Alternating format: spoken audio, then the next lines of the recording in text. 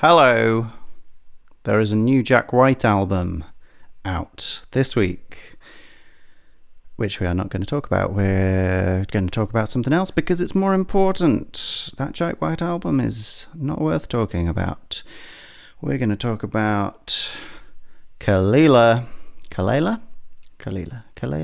Don't know. Vaunted, successful alternative R&B musician Kelela. Of course, most famous for her 2017 album Take Me Apart, which did very, very well on the critics' charts at least. But also her 2023 album Raven. Truth be told, I have not enjoyed much of Kelela so far. Not that I've tried very hard. I think if I went deeper, I would probably enjoy it more. But this new album, it's got some fun stuff on, and we're going to have a look at literally the first track, Idea 1, which doesn't sound like it's going to be very exciting. But let's see, shall we? Let's hear, and let's listen. Yeah? Yeah. Let's listen. Here we go.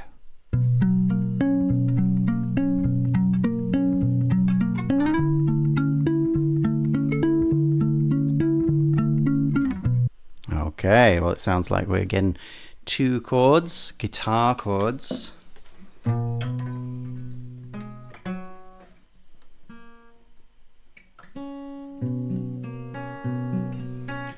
My guitar is tuned wrongly, but I managed to find those notes very fast. And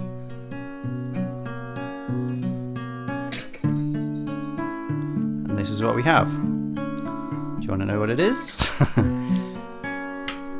It's a B major 9 chord, missing a third, or if you like, it's an F sharp major chord with a B in the bass. Is that right? Yes, F sharp major chord with a B in the bass. So we get this which doesn't seem to go with the rest of the chord. Now, because it's spelt out like a broken chord, like an arpeggio, it makes it a little easier to sort of put everything into context and makes everything sit quite nicely. But a lot of these notes have like slight clashes with each other, like that one, for instance. That's not so comfortable. That's really not quite comfortable. That's okay, and that's okay, and that's okay. It's really just with this lower note where those top two notes sit a little funny. That said, it's not hugely out there. All these things could exist in a key together. Let's write it down. We like a split chord, which is what this is. An F sharp on top of a B. We've got 2 notes of the B chord. We've got 3 notes of the F sharp chord. Split. Writing very big today. I must be feeling full of life. Yeah, that's it. Yeah, full of life. Split chords. And then we go from that, which is quite lush and beautiful by itself, to this. It's the same quality of chord. It's another one chord on top of another, and they have the same relationship. So we could also consider this one as a D flat major 9 chord with no 3. Or we could consider it as an A chord on, D flat chord? That's not what I meant, is it? If that's a B, C sharp, D, it's just a D chord. Yeah, a D chord with, etc. Everything I said, but replace D flat with D. Because that's what we've got in the bass. Or it's an A chord on D. So either way, we're getting some quite extravagant harmony, getting that split chord and that split chord, and they're not even related to each other. They are a tertiary shift away from each other.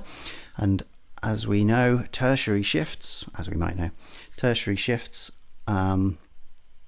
or notes that are a third away, chords that are a third away from each other, there's only a few options for them being in key with each other, really.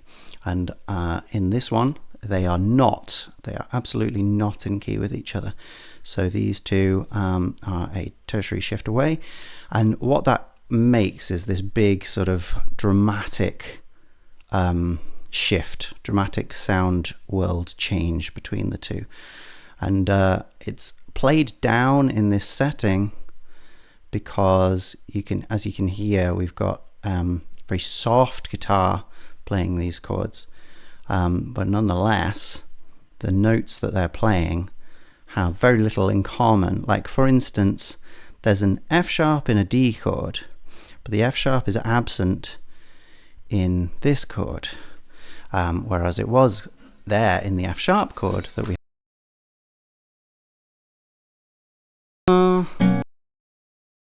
that could continue between the two chords, but it's not there. Da, we sort of could imagine it being there, but it's not.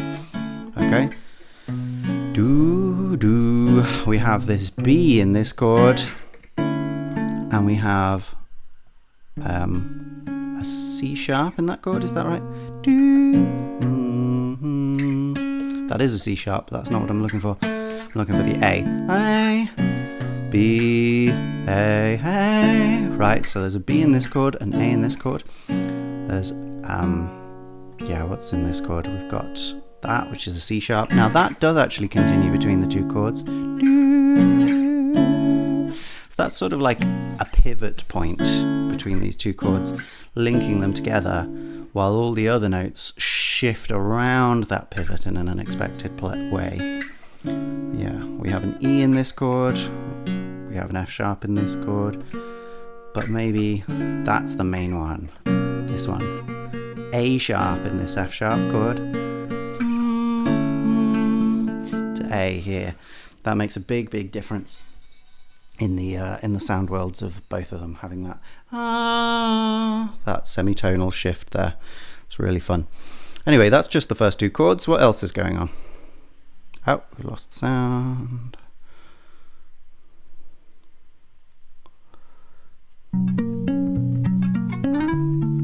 It's also very close, isn't it? There's no reverb.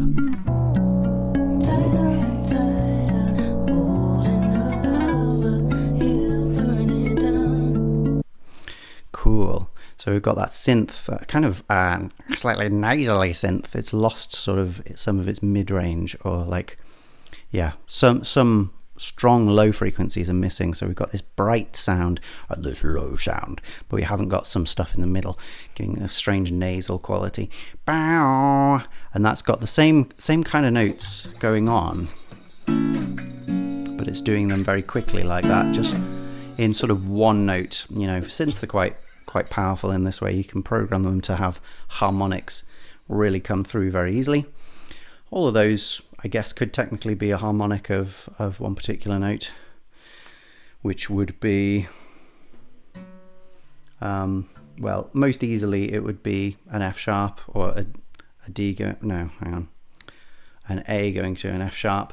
We can't hear that super low A as far as I can tell, but anyway, yeah, everything feels very resonant and with interesting sort of EQ on it, because that guitar very close, very sort of muted with only a little bit of the high frequency coming through, and then this one with a lot more high frequency and a fair amount of low frequency, but just this emptiness in the middle, leaving space for the guitar and also leaving space for the vocal.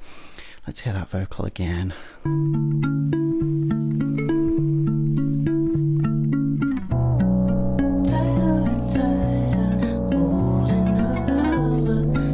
Yeah, so a really good opening melodic gambit there.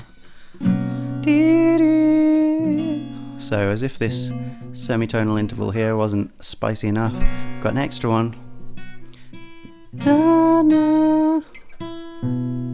Now, actually neither of those notes are in this chord. They're both in this sort of open space where the third would be. If we had boom, boom, boom, boom, boom, the full major 9 chords, then we would have the third in there. We don't have that, and that, I guess, leaves space for the melody to put them in. Does it do that? Does it really? Yeah. Tighter and tighter. Well, tighter and tighter. That last note there is an A. And we know we've got a B and an A sharp in this chord. So that's a false relation. That's going very aggressively against the chord that it's above, which is really interesting. And they're in the same range as well, so it's a really, really aggressive false relation. We love false relations. You can't even, like, it doesn't feel nearly as aggressive because of this soft atmosphere, because of the quickness of the notes. But it is there. We get the and then the comes in the guitar. It's a really, really strong emotional thing. Yeah, also semitonal intervals we love in the melody. The dee-dee really makes it a whole lot brighter, this particular moment here, because it's giving that major third dee-dee. But then we do get tighter. We get the flat 7 there. So maybe we're dealing with some modal mixture here as well. I'll try and do joined up semitonal. Wow, did it.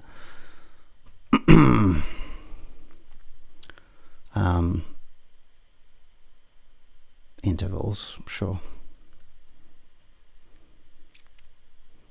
Intervals. Wow, yeah, just about. Let's see how it continues. So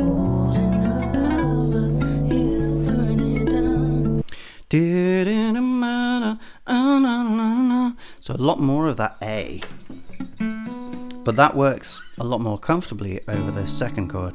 Holding your lover, here burning down. Yeah, all the notes fit better with that because they're basically part of the F sharp minor pentatonic or the A major pentatonic. Okay, the only one that's different to that is the dee-dee. That one, that D sharp that we got at the beginning, that major third. That's the only one that's different, and that one has a whole lot of colour to it, doesn't it? But yeah, mostly we're dealing with a classic pentatonic melody here.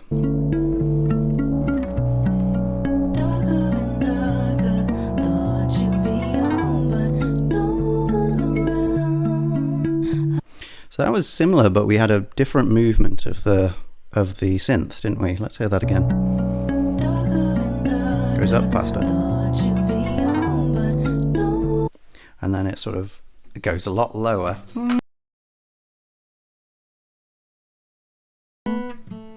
And if we're here, and then we want to be there.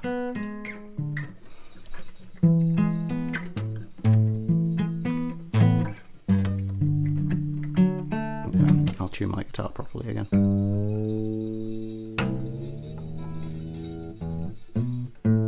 So we get that. Just a very quick one of those, and then there. Yeah. So, well, it's dealing with a more complex set, and it's going through a lot of sounds quite quickly there. But we rest on this this G major 9 or D major on G, which is unexpected. From that B, the G is another tertiary shift away, but from the D, yeah, it's a whole other world. Well, no, it's not. I suppose it's a perfect fifth away, so it should feel actually a bit closer to that. And that's good because the guitar is still doing that on top of it, and actually, sorry, it's that, isn't it? So on the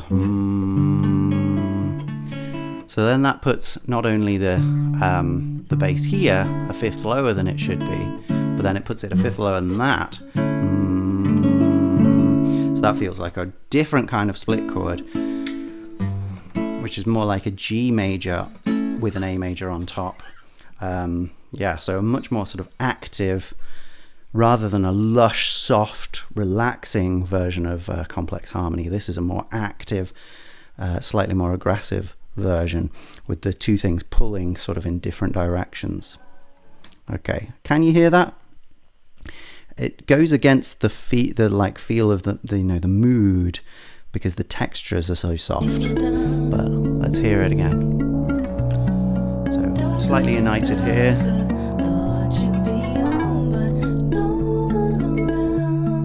Yeah, it's not so strong, and then the synth actually drops out anyway. No one around. There's another semitonal interval, which on this is quite nice. Again, adding a new note. No one. That G sharp, making that a big extended. That would be the sharp 11 if we had the third in there. Yeah, so we've got some really nice interplay between the melody and the chords here. They're on a very minimal sort of level, not moving very much, just and always sort of keeping out of each other's way, which is interesting.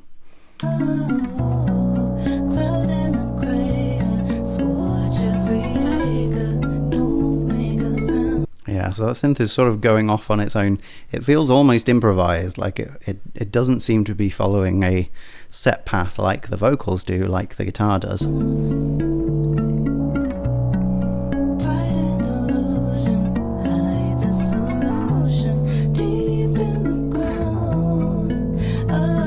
Oh, and then did we get a shift of guitar there for a moment?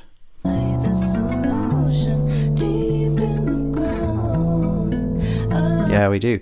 We get to this one. Okay, so we've gone from the one based on D up here to the same type of chord based on A down here.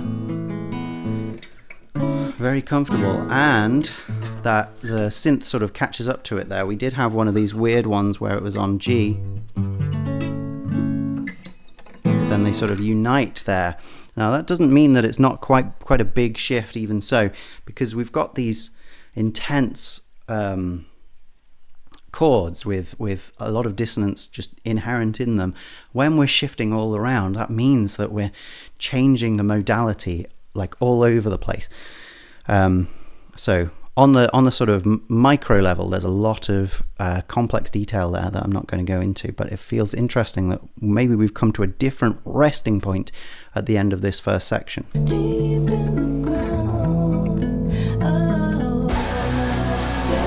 And actually, yeah, the other one didn't actually come into line with it for very long. It sort of did for the first moment, and then it went away again. And then we've got this different texture coming in.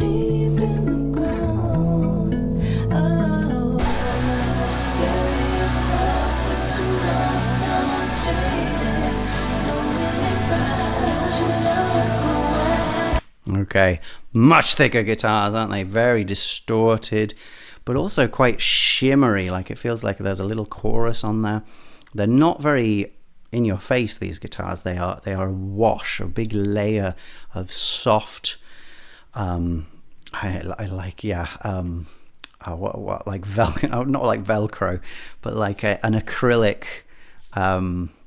An acrylic carpet or something like that, something that's clearly plastic but has a very soft, satisfying feel to it. That's what these are like. And we've got some low frequencies as well, so we've opened up the sound world quite a lot here, from that very tense, close kind of sound to much more of a washy, big sound.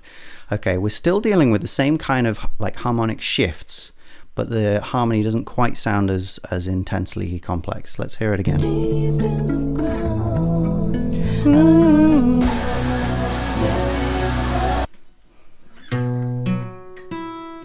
Yeah, no, actually, I mean, it kind of is, but I don't think we've got the seventh in there now for this. I think we've got more of a sus4 and a sus2, these ones, so this kind of thing.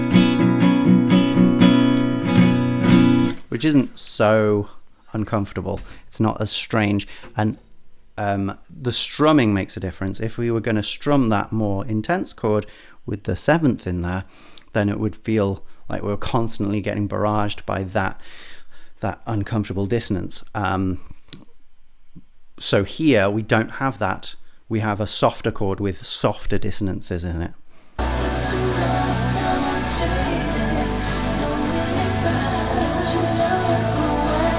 Yeah, and actually the harmony is more straightforward a lot.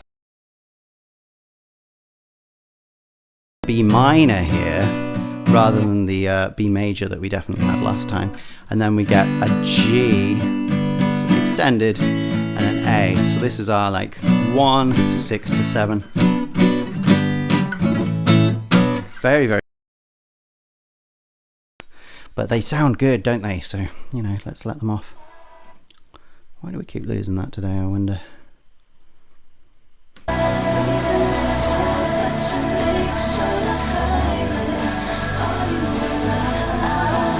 And the main vocal is harmonized in fifths. We have up there, and then is it quite that? Let's just hear it again. No, it's a fourth, sorry. We have these two. This kind of thing. And we're dealing with a different mode as well. So before we were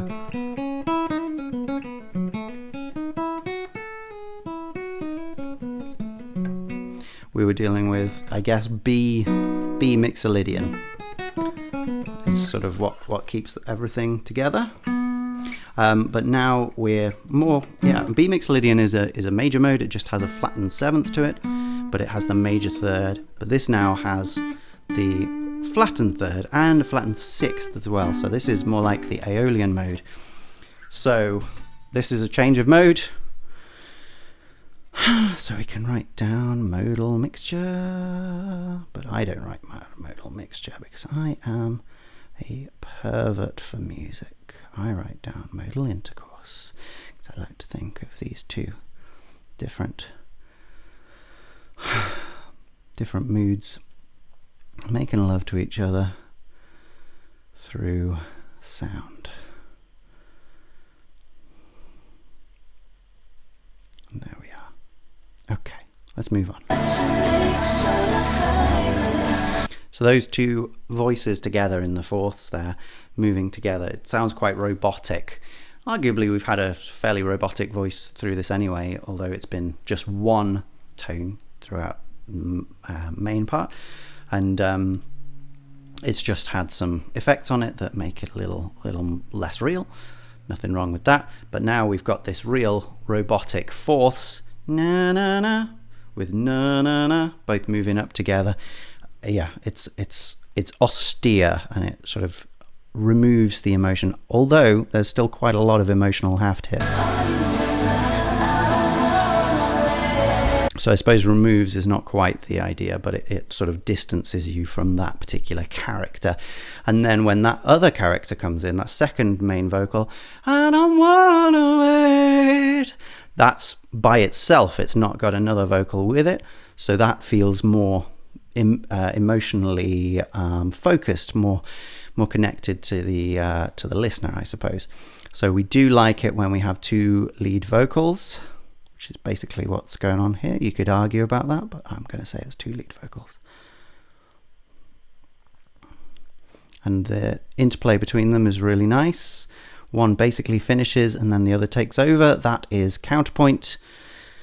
Let's see if it continues, and maybe I'll write down counterpoint.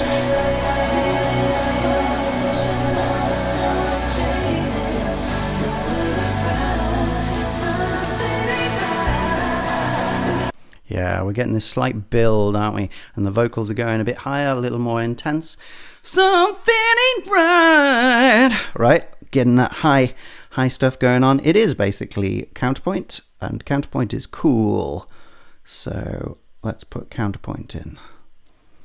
You know, it's a really simple idea, counterpoint, because you can't have a vocal going the whole time. People need to take breaths. So in those breaths, put in another vocal from someone else or from yourself again, recorded at a different time. Really simple, but people have taken it to extraordinary levels, and that's well worth having a look at.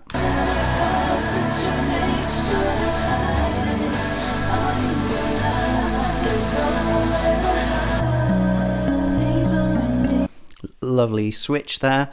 Nowhere to hide. Going back to that major third interval that we had at the beginning. Really nice, really nice. So we really like that kind of sudden switch of mode. We also like sudden textural shifts as well.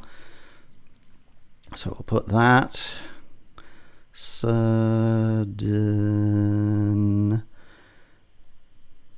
text. That's basically when. Ooh, wow. When textual. That's when the sound world changes substantially in a moment. So we go from that big shifty heavy guitar sound to a much more close intimate acoustic, just like we had at the beginning. There it is. More robot-y stuff there. I mean, I guess the first synth is kind of a robot. I mean, synths in general, but moving all those notes together all the time is quite a, yeah, it's like it makes the movement feel much less like an organic being. And that's, I guess, why it was outlawed by the church at a certain point. Anyway, yeah, we've got another thing doing that. They're doing this kind of thing in the background. Let's see how that continues.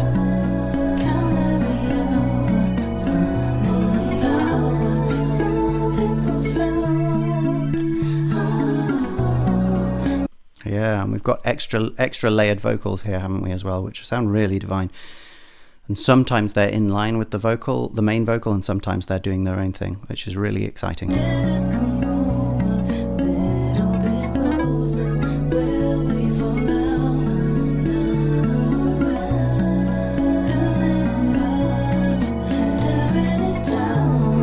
Yeah, so they're they sort of link up halfway through that second phrase, don't they? Where we have the first phrase ending, then the first phrase ending, then they fill that space, and then the next one comes in, but they're still carrying on, and then they link together, and they join forces, which is, yeah, it's very clever. That's like more complex levels of counterpoint, and it's really fun.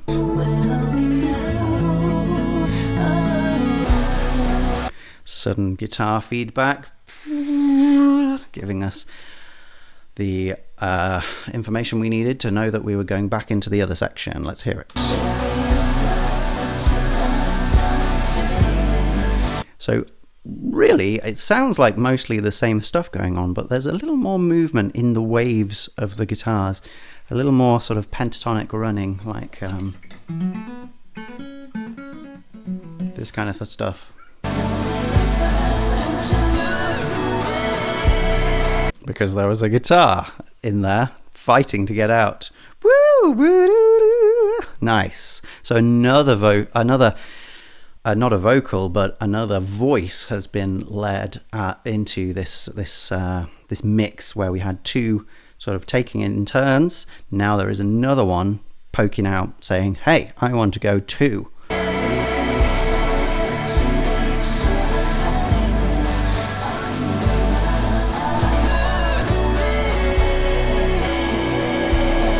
It's really nice, that resolution there. I don't wanna wait. That's, against our B minor, we would expect I don't wanna wait to give us the third of that chord. That would be more standard, but wait gives us what we have more often there, which is that sus 2 and 4 chord. Yeah, so really very little resolution here. There are only small ways in which we are sort of finishing. The vocal there doesn't land on the, on the one, wait, and it doesn't finish in line with the chord either. So and the chord is unfinished itself. So yeah, there's so much like unresolved tension going through the whole thing.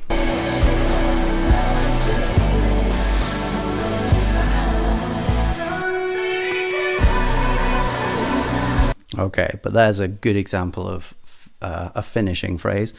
Something ain't right. So ending on 1, and that's as the chord hits 1, 2. Now the chord again is unfinished. It's got extra sustained dissonances in it, but we get to that point together, and it feels like in quite a big way in comparison to a lot of things that happen in this song. It feels like a finish. A new section beginning, but also the ending of the previous section.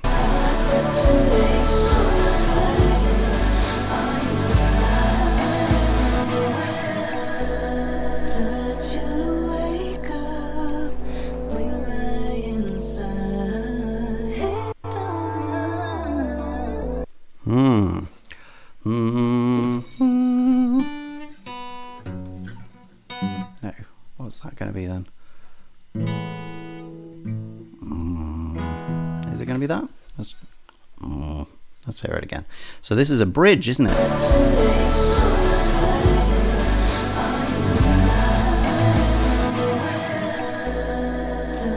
No, yeah, so there is nowhere to hide really sets us up for a return to the B that we've been playing with so far. But instead, we stay on that A with all that richness of the first nasally synth, and that flows all over the place. But yeah, just straight from that moment, it gives us this what is basically an interrupted cadence. Now, I have different opinions on cadences to the general classical community. Cadences generally should go. They should go. There is nowhere to hide, right? And we should have this chord 5, followed by this chord 1. But if we don't have that, there is nowhere to hide, then that is considered an interrupted cadence, or an there's another word, interrupted, or I can't remember. Unresolved maybe, but interrupted cadence is what they're often called. And the point is, we've gone somewhere unexpected when we've set up a very standard ending.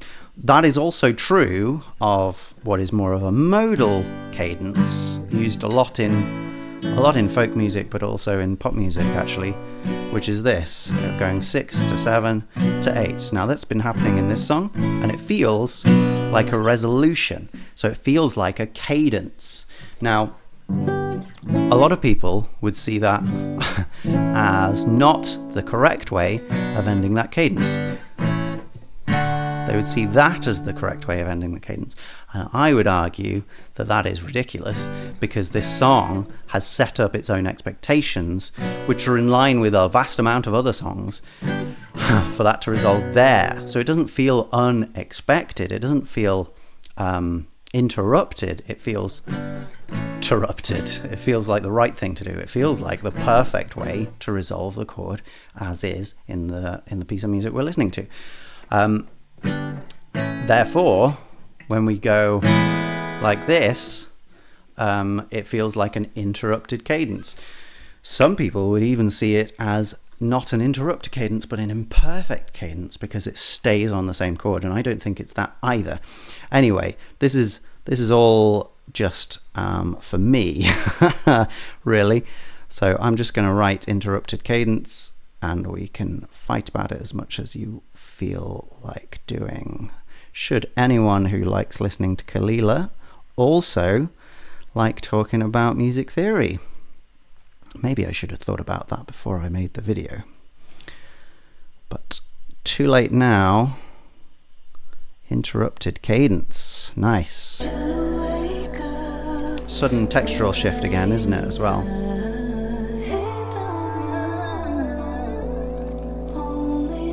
Yeah, so I think the general moves of this synth have been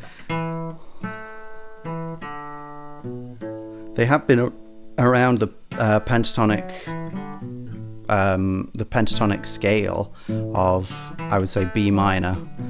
But because they've got like a whole chord moving that way, it makes it feel a lot more strange, a lot more shifty and psychedelic.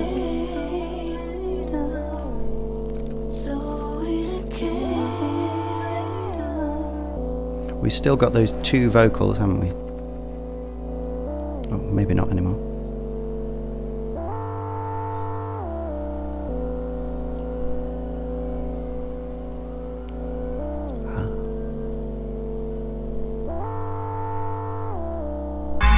Yeah, and then straight into the next track. So that last couple of repeats of the synth lick are a little more bare, aren't they? Nothing else going on apart from this slowly increasing field recording sound. We love field recordings. Field recordings should be used all the time. They're often just higher quality audio than everything else going on as well. Yeah, the sirens of the street coming in there. Did you hear that? Hopefully that wasn't just my own environment. But yeah, just this building sort of ambient tension. The other thing that field recordings often bring is a really low pitch rumble. They have a lot of low frequency because they're often recorded outside, and out in the world there's a huge amount of sound that's rumbling around that we tune out as humans. So we've got a pretty cool list of things there, quite a lot of stuff to do with harmony, because, you know, there's not that much rhythmic complexity to what we were listening to. There's no drums, there's no percussive instruments. There's also just a kind of 4/4 thing going on. And also, as well as that, we didn't have much textural complexity either. We really just had the two main different sections with only a few instruments in each. So I guess we could add on here like minimalist or sparse aesthetic. I do like a sparse aesthetic, and especially when it's paired with like two different things that are both relatively sparse. I do like that. Yeah, so I mean that's the first song on the album. I do think the second one is pretty good too. Oh, that's not how you spell it, is it? Oh yes it is. Aesthetic. There we go. All right. Yeah, I think it maybe tails off a little bit. I'll give it another listen at some point soon. But yeah, you can tell from that this is not your average music. This is something made by someone who loves the stuff. She wants to make something unique. And so I hope you enjoy it, and I hope you find much more unique, wonderful stuff. Tell me about it. If you've made something, if you've listened to something that you think is wonderful, tell me about it. I would love to hear. Go and have a lovely life, and hope your day matches the rest of your life for loveliness. I hope that it's all great. Bye bye.